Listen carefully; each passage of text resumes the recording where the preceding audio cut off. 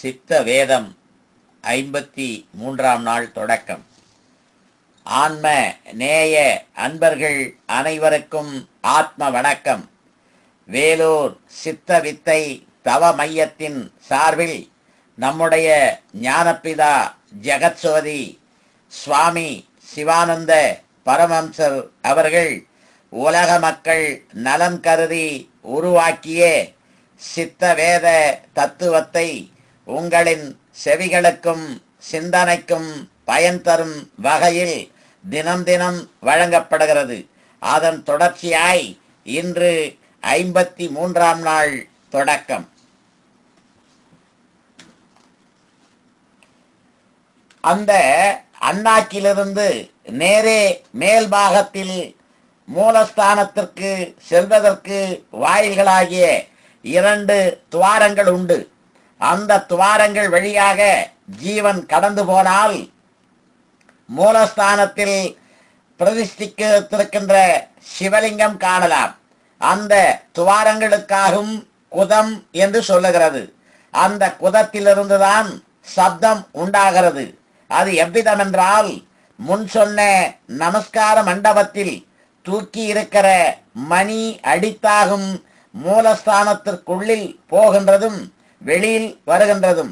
இப்பிரகாரம் தான் நமஸ்கார மண்டபமாகிய அண்ணாக்கிலிருந்து மூலஸ்தானத்திற்குள்ளில் ஜீவசக்தியாகிய வாயு கடக்கும் பொழுது உள்ளில் அடங்கிய சப்தமும், வெளிக்கு ஜீவசக்தியாகிய வாயு வரும்பொழுது பேச்சாகிய சப்தமும் உண்டாகிறது. அது கொண்டாகும் குதம் என்பது. கோ அதாவது சப்தத்தினை தானம் செய்கிறது என்று சொல்லுகிறது. கோ என்றால் சப்தம்.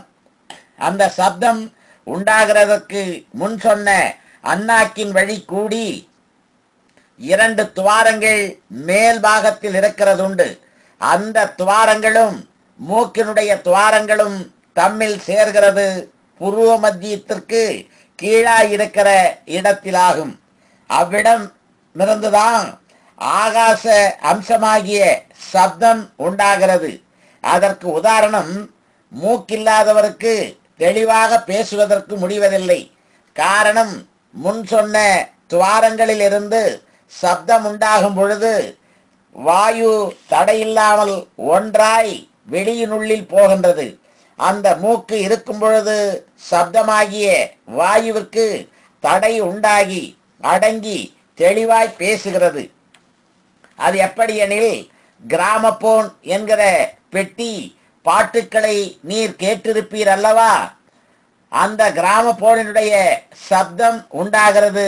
பெட்டியினுடைய மேலே பாட்டுகள் அடங்கிய ஒரு பிளேட், அதாவது தட்டு வைத்து அதில் சப்தம் உண்டாகிற சவுண்ட் பாக்ஸ், அதாவது ஒளிக்கருவியில் நீடில் அதாவது ஊசி பிடிப்பித்து அப்பெட்டிக்கு சாவி கொடுத்து பிளேட் அதாவது தட்டு சுற்றும் பொழுது முன் சொன்ன ஊசியை பிளேட்டின் மேல் தொட வைத்த பொழுது பிளேட் சுற்றுவதனால் சப்தம் உண்டாகிறது.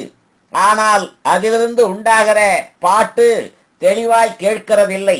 காரணம், அந்த சப்தம் உண்டாகின்றதான இடத்தில் ஒரு குழல் அதாவது ஆரன் வைக்க வேண்டியது, வைக்காததனால் ஆகும்.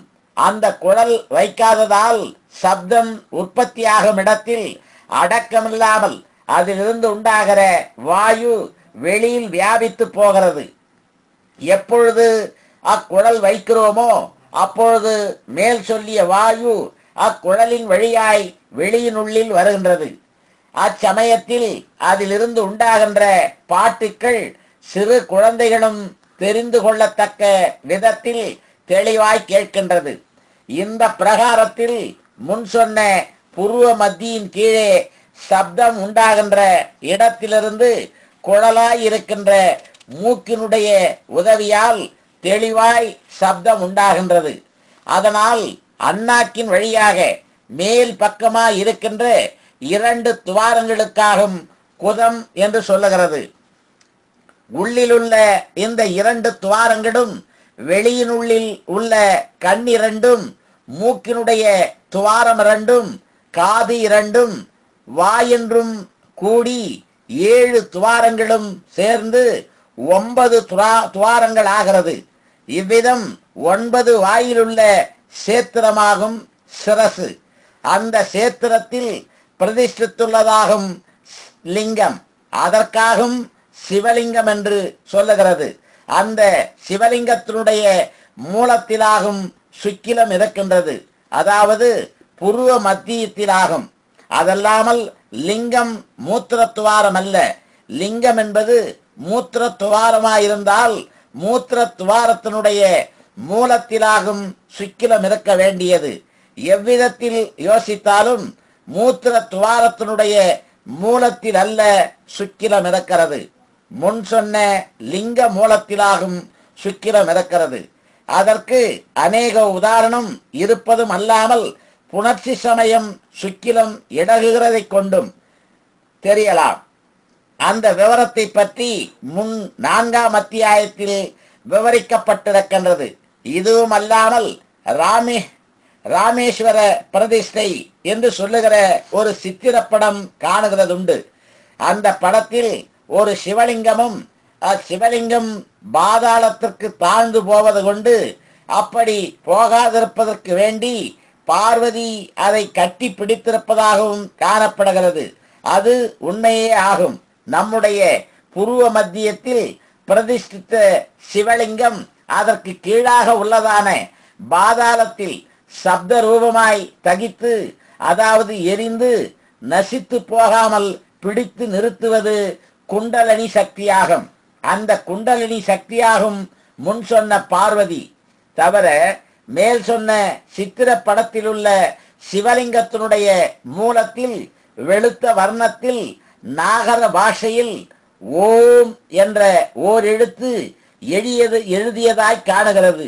அதுவும் உண்மையே ஆகும். ஓம் என்பது பிரம்மமாகும், அது சுக்கிலமாகும். அந்த பிரம்மஸ்வரூபமாயிருக்கிற சுக்கிலம் முன் சொன்ன குண்டலினி சக்தியால் கட்டப்பட்ட சிவலிங்கத்தினுடைய மூலத்திலாகும் இருக்கின்றது. அது புருவ மத்தியம் ஆகும்.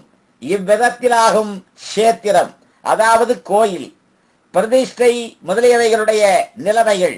இவ்விதமுள்ள காத்திர சேத்திரத்தினுடைய, அதாவது கோயிலின் யாதொரு நிலைமையை அறியாமல் சேத்திரங்கள் என்று, அதாவது கோயில்கள் என்று சொல்லி பல இடங்களிலும் பல கட்டிடங்கள் உண்டாக்கி அவைகளில் உலோகங்களைக் கொண்டும் மரங்களைக் கொண்டும் பொம்மைகளை நிர்மித்து, அதாவது உண்டாக்கி குடித்து அதில் ஸ்தாபித்து, அதாவது நிலைநிறுத்தி இதாகும் ஈஸ்வரன் என்றும் சொல்லி பூஜித்தும் தானாய் காத்திர சேத்திரத்தில் உள்ள ஜீவ சக்தியை வெளியினுள்ளில் விட்டு மற்றொன்றில் சங்கல்பித்து அதோகதியாகி, அதாவது கீழ் நோக்காக ஜனங்கள் நசித்து போகின்றதல்லாமல் சேத்திர உபவாசம் ஒரு காலமும் அவர்களுக்கு சித்திப்பதில்லை, அதாவது கிடைக்கிறதில்லை.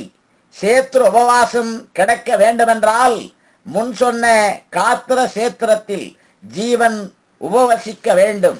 அப்பொழுது சேத்திர உபவாசம் சித்திக்கும், அதாவது கிடைக்கும்.